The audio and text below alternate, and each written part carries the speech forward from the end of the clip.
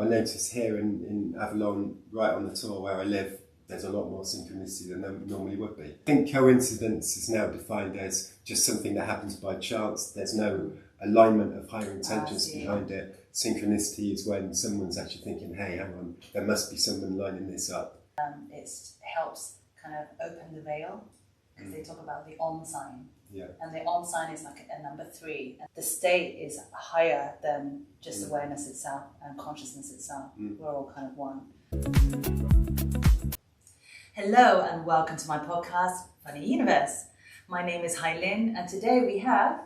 I'm Julian. Hi Julian. Thanks so much for coming to see me today and sharing with the viewers who you are and what you do and your passions. Thank you. So where did you actually come from? How did you come about to stay in Glastonbury? I was born in the Midlands. I've lived in many towns around England: Kings Lynn, Portsmouth, Maidenhead, Reading.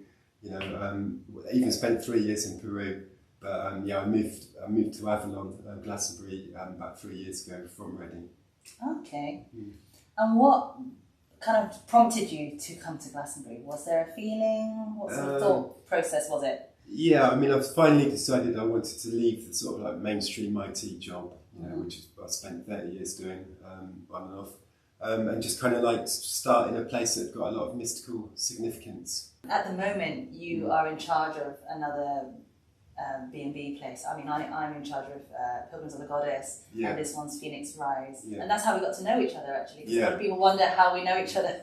We're part of the same bed and breakfast group of friends. And we all help each other, don't we? Yeah. And so, when you talk about the mystical side, what sort of mystical side do you mean? Is there a specific mystical side that you have interest in? Yeah, I mean, I've noticed that different places in the world, or at different times in your life, or whether you're going through sort of like maybe fasting, doing different activities, that sometimes there's more synchronicity. And I notice here in Avalon, right on the tour where I live, there's a lot more synchronicity than there normally would be. And I like synchronicity. For the viewers that don't know what synchronicity is, what would you define as synchronicity? I would define synchronicity as an alignment from some higher intelligence. And that could be something like walking into a town, bumping into someone you haven't met for a long time, and they don't live in that town either, and it's just meant to be. Or it could just be that you go dancing and you're in the primal synchronicity where maybe you just go like that as you're dancing, and then in the sound there might be like someone hitting the cymbals or something. So different types of synchronicity. I would say a bit like coincidences and things that happen repetitively and come together in a serendipitous way. Yeah, I think coincidence is now defined as just something that happens by chance. There's no alignment of higher intelligence behind it. Synchronicity is when someone's actually thinking, hey, hang on, there must be someone lining this up. We don't understand how, but there must be a higher intelligence that can somehow manipulate anything that we perceive as being random in our reality. Would you say you felt a pull, like an energetic pull or a message that Avalon had to be the place? Yeah, I was very interested in Tony Robbins back in 2003. I used to help with a forum that they had, and I'd chosen the handle Avalon because I'd read a book years before, Myths of Avalon, which kind of inspired me about the whole myth of this place.